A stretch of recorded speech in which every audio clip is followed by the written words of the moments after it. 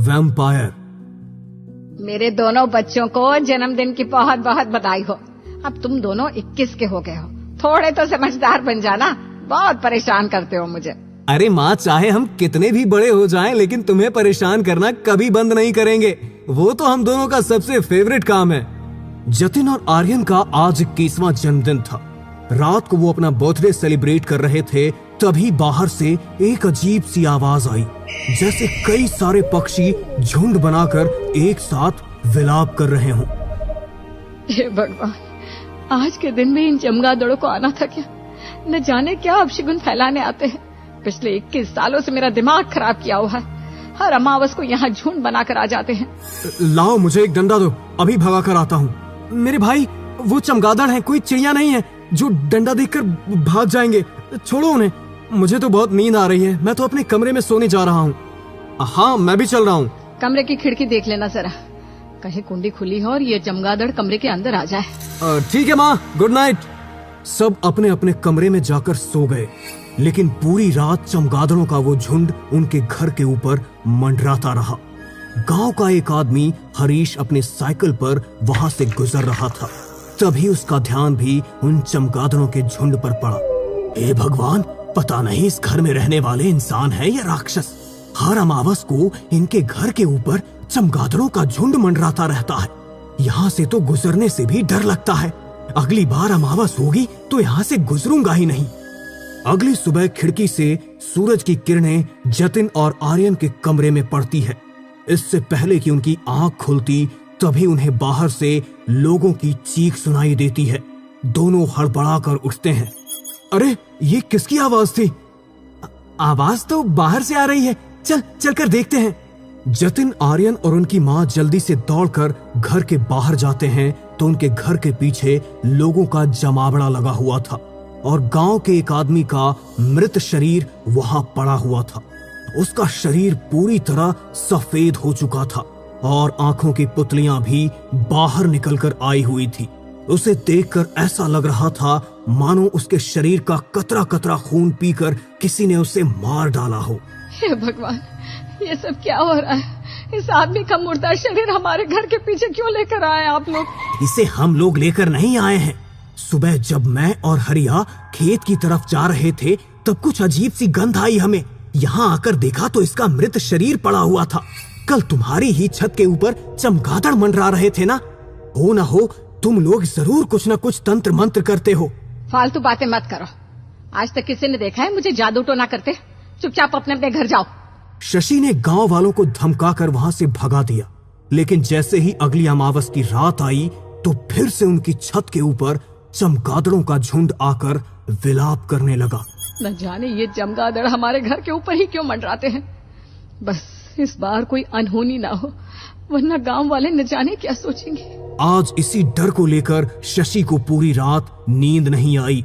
अगली सुबह उसने घर के पीछे जाकर देखा तो वहां पर कुछ नहीं था। उसका मन थोड़ा शांत हुआ, लेकिन तभी गांव के कुछ लोग दौड़ते हुए गांव की झाड़ियों की तरफ जा रहे थे। अरे, ये सब लोग दौड़ते हुए कहाँ जा रहे हैं मधु? गांव में कुछ हो गया है क्या? अरे, तुम्हें नहीं पता क्या? शशि बहन, गांव की झाड़ियों में वैसा ही एक शव मिला है जो पिछली बार तुम्हारे घर के पीछे मिला था। किसी ने उसी तरह से एक आदमी को मार डाला है। उसका भी पूरा शरीर सफेद हो गया है, जैसे किसी ने उसका खून चूस लिया हो। ये बात सुनकर शशि भी डर गई। अगली कई अमावस तक ऐसा ही चलता रहा। चमगादड़ों का एक झुंड उनके घर पर मंडराता और उसी रात गांव का कोई न कोई आदमी मारा जाता। एक दिन, अरे आर्यन, इतनी रात को तू कहाँ जा रहा है बेटा? पता ना घर के बाहर वो चमगादड़ों का झुंड मंडरा रहा है। इतने महीनों से हर अमावस को किसी न किसी की जान जा रही है। हाँ, आज अमावस की रात है, तेरा घर से बाहर निकलना ठीक नहीं है। लेकिन माँ, मेरा जाना जरूरी है। नहीं, मैं तुझे कहीं नहीं जाने दूंगी। देखो माँ, गांव में जो भी हो रहा है वो मैं समझता हूँ, लेकिन इस वक्त मुझे जाना ही होगा। आर्यन जबरदस्ती अपने घर से निकल जाता है। जब वो घर से निकला तो घड़ी में रात के 11 बजे हुए थे। वो देर रात लगभग 2 बजे अपने गांव वापस आया। वो गांव की झाड़ियों के पास पहुंचा ही था कि तभी उसे किसी की चीख सुनाई दी। उसने सामने की तरफ देखा तो एक वैम्पायर झाड़ियों की तरफ खड़ा था। उसकी वेशभूषा और शरीर की बनावट बिल्कुल एक चमगादड़ जैसी थी। उसे देखकर आर्यन की आंखें फटी की फटी रह गई। वो बुरी तरह डर गया। तभी उस वैम्पायर ने उसकी आंखों के सामने उस आदमी की गर्दन में अपने दांत गड़ाकर उसका सारा खून चूस लिया और कुछ ही देर बाद एक चमगादड़ का रूप लेकर वहां से उड़ गया। इसका मतलब गांव में जो खून पीने वाले राक्षस की बातें हो रही हैं, वो बिल्कुल सच है। लेकिन ये वैम्पायर अचानक से हमारे गांव में कैसे आने लगे? आर्यन दबे पैरों से झाड़ियों की तरफ गया तो किसी गांव वाले का मृत शरीर वहां पड़ा हुआ था। आर्यन उस आदमी को उठाता है। तभी कुछ गांव वाले दौड़ते हुए वहां पहुंच जाते हैं, लेकिन आर्यन को वहां देखकर उनके रोंगटे खड़े हो जाते हैं। अच्छा, तो तू ही है वो पिशाच जो गांव वालों का खून चूस कर उन्हें मार रहा है। आज तो हम गांव वालों ने तुझे रंगे हाथों पकड़ा है। अब तो हम तुझे छोड़ेंगे नहीं। अरे तुम सबका दिमाग खराब हो गया है क्या? ये सब मैंने नहीं किया। मैं तो अस्पताल से लौट रहा था और मैंने इसकी चीख सुनी तो मैं यहाँ आ गया और मैंने उस वैम्पायर को इसे मारते हुए देखा है। उसने इसे मारा और फिर चमगादड़ बनकर यहाँ से उड़ गया। अरे तो इस गांव में चमगादड़ों का लेना देना भी तो तुम लोगों से ही है। तुम लोगों के घर पर पिछले 21 सालों से चमगादड़ मंडरा रहे हैं। व्यर्थ में तो किसी के घर पर वो नहीं मंडराते। जिस दिन गांव में तुम्हारे घर के पीछे वो पहली मौत हुई थी ना, उसी दिन तुझे खत्म कर देना चाहिए था। तो गांव में इतने लोगों की जान नहीं जाती। लेकिन कोई बात नहीं, तब न सही तो अब सही। आज तो हम तुझे मार कर ही रहेंगे। खत्म कर दो इसे, मारो। गांव वालों की चीख सुनकर शशि और जतिन भी वहां आकर इकट्ठा हो गए, लेकिन सब लोगों ने आर्यन को घेरा हुआ था। ये देखकर वो दोनों बुरी तरह घबरा गए। अरे क्या कर रहे हो तुम लोग मेरे बेटे के साथ? छोड़ो उसे। हाँ, छोड़ो मेरे भाई को। मैंने कहा मेरे भाई को छोड़ो। अगर तेरे भाई को छोड़ दिया ना तो ये पूरे गांव को खत्म कर देगा। यहाँ पर मुंगेरी की लाश पड़ी है और जब हम सब गांव वाले यहाँ पर दौड़ते हुए आए तो तेरा भाई यहीं पर खड़ा था। पहले लाश तुम्हारे घर के पीछे मिली और आज तेरा भाई हमें यहाँ पर मिला। ये देख, उसके मुंह पर खून भी लगा है।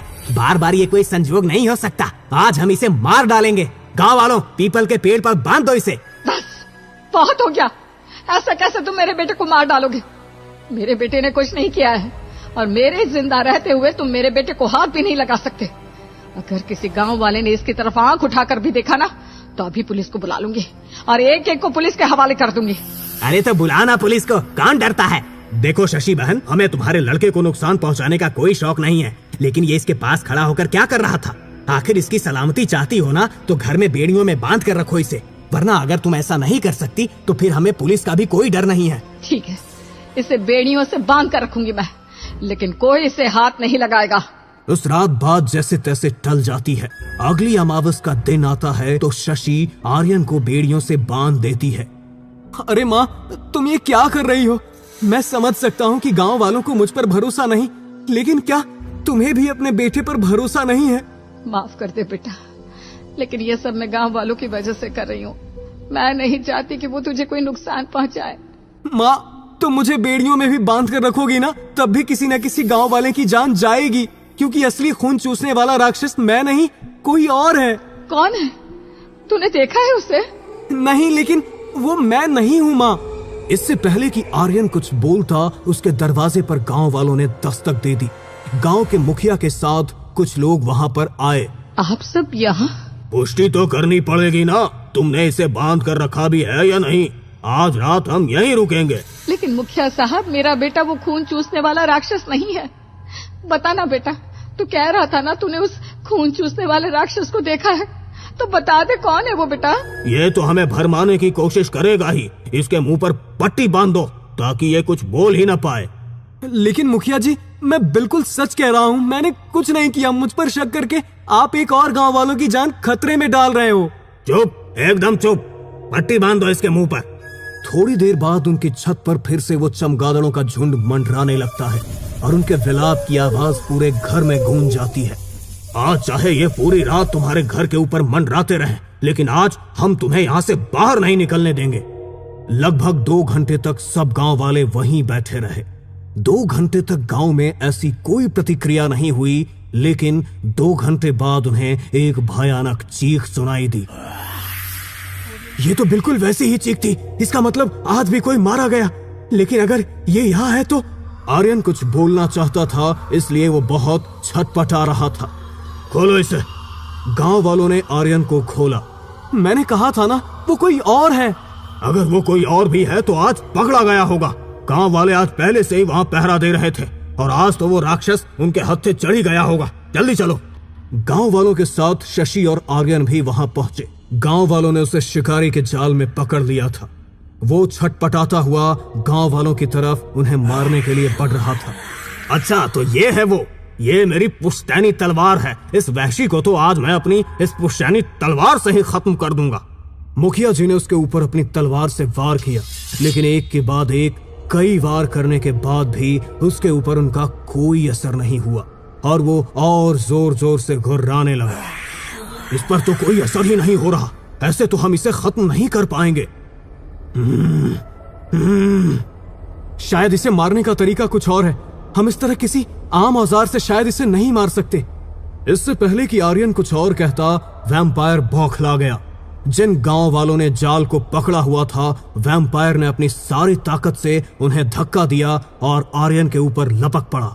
उसके हाथ में आर्यन का हाथ आ गया, लेकिन जैसे ही उसने आर्यन के हाथ को छुआ, वो बुरी तरह चीखने लगा और उसने आर्यन को धक्का देकर दूर फेंक दिया। इसी मौके का फायदा उठाकर गांव वालों ने फिर से उस जाल को कसकर पकड़ लिया और एक रस्सी से उसे सामने के पेड़ पर बांध दिया। तेरे हाथ में ऐसा क्या था बेटा जिससे वो डर गया? मेरे हाथ में तो कुछ भी नहीं है माँ। दिखा। शशि ने जैसे ही आर्यन का हाथ देखा तो उसके हाथ पर जन्म से एक निशान था जो बिल्कुल महादेव के त्रिशूल जैसा था। ये तो वही निशान है बेटा जो तुझे जन्म से मिला है, महादेव के त्रिशूल का निशान। शायद यही एक अंदेशा है। लेकिन माँ, मेरे हाथ का निशान इसका अंत तो नहीं कर सकता ना? तेरे हाथ का ये निशान नहीं, लेकिन महादेव का त्रिशूल इसका अंत कर सकता है। तू शायद नहीं जानता कि मैं तेरी सगी माँ नहीं हूँ बेटा। पहले मैं अनाथ आश्रम में नौकरी करती थी। जब तू 1 दिन का था तो कोई तुझे वहाँ छोड़कर चला गया था और तेरे साथ एक झोला भी था जिसमें तेरे कुछ कपड़े और एक त्रिशूल था। ठीक वैसा ही जैसा निशान तेरे हाथ पर बना है। शायद वो त्रिशूल इसका अंत कर सकता है। मैं अभी वो लेकर आती हूँ। ये सुनकर वो वैम्पायर फिर से छटपटाने लगा। शशि जल्दी से घर गई और आर्यन के बचपन के सामान से वो त्रिशूल लेकर जल्दी से झाड़ियों की तरफ पहुंची। शशि ने आर्यन के हाथ में वो त्रिशूल पकड़ाया और गांव वालों ने रस्सियों से बंधे हुए उस वैम्पायर को कसकर पकड़ लिया। आर्यन ने वो त्रिशूल सीधे उसके सीने में घोंप दिया। तभी वहां उसकी तेज चीख गूंजी। उसकी चीख गूंजते ही वहां चमगादड़ों का झुंड आकर इकट्ठा हो गया और उसके मृत शरीर के ऊपर जाकर विलाप करने लगा। लेकिन धीरे धीरे उसका शरीर बदलने लगा और देखते ही देखते उसने शशि के दूसरे बेटे जतिन का रूप ले लिया। वो धाराशाही होकर गिर गया। लेकिन यह देखकर कि उस वैम्पायर ने जतिन का रूप ले लिया है, यह देखकर शशि के होश उड़ गए। नहीं जतिन, नहीं, ये मेरा बेटा जतिन नहीं हो सकता। जतिन, जतिन। शशि रोती चीखती हुई जतिन के शरीर को सहलाने लगी। जतिन का शरीर भी अब बिल्कुल सफेद हो चुका था। नहीं, मेरा बेटा मुझे छोड़कर नहीं जा सकता। हम तुम्हारा दुख समझ रहे हैं शशि बहन, लेकिन ये तुम्हारा बेटा नहीं था। ये एक राक्षस था जिसका अंत होना बहुत जरूरी था, वरना तुम जानती हो ना, ये पूरे गांव को खत्म कर देता। हाँ माँ, उस रात मैंने सब कुछ देख लिया था और गांव वालों के साथ मिलकर एक खेल रचा था। मैं तुम्हें ये नहीं बता सकता था क्योंकि तुम शायद मेरी बात को नहीं समझ पाती और ना ही मैं जतिन को हमारे ऊपर शक होने दे सकता था। मैंने तुमसे सब छुपाया, मुझे माफ कर दो माँ। ये सब मेरी ही गलती है। जब ये पैदा हुआ तभी पंडित जी ने मुझे कह दिया था कि ये बच्चा ईश्वर की देन नहीं बल्कि शैतान का रूप है। इसका जन्म उस नक्षत्र में हुआ था जो सबसे अशुभ माना जाता है। कहा जाता है कि वो नक्षत्र तब बनते हैं जब कोई वैम्पायर अपना शरीर छोड़ता है, और अगर उसी नक्षत्र में किसी का जन्म हो जाए तो वो एक इंसान नहीं बल्कि उसी रक्त पिशाच का रूप होता है। बचपन में भी मैंने बहुत बार ऐसी चीजें देखी। लेकिन एक माँ की ममता के आगे मैंने सब कुछ छुटला दिया। जतिन, बेटा तू यहाँ क्या कर रहा है? शशि की आवाज देते ही जतिन वहां से उठकर भाग गया, लेकिन शशि ने देखा तो वहां एक मरी हुई बिल्ली पड़ी थी, जिसका खून जमीन पर पड़ा हुआ था। इसने एक बिल्ली को मार डाला। कभी यह कबूतर को मार डालता है, कभी किसी जानवर को। हे भगवान, ये सब क्या हो रहा है? कहीं उन पंडित जी का वचन सच ना हो जाए। नहीं, मुझे अपने बच्चों को सबसे छुपा कर रखना होगा। मैं ये सच किसी को नहीं बता सकती कि मेरा बच्चा बाकी बच्चों से अलग है। तुम खुद को इसका दोष मत दो माँ, जो होना था वो हो गया और इसमें तुम्हारी कोई गलती नहीं है। चलो। सब गांव वालों ने वहीं पर जतिन का अंतिम संस्कार कर दिया और उसका अंतिम संस्कार उसी नक्षत्र में हुआ जिस नक्षत्र में उसका जन्म हुआ था। अभी तो गांव के ऊपर से खतरा टल गया है, लेकिन कौन जानता है कि वैम्पायर फिर किसके रूप में जन्म ले ले।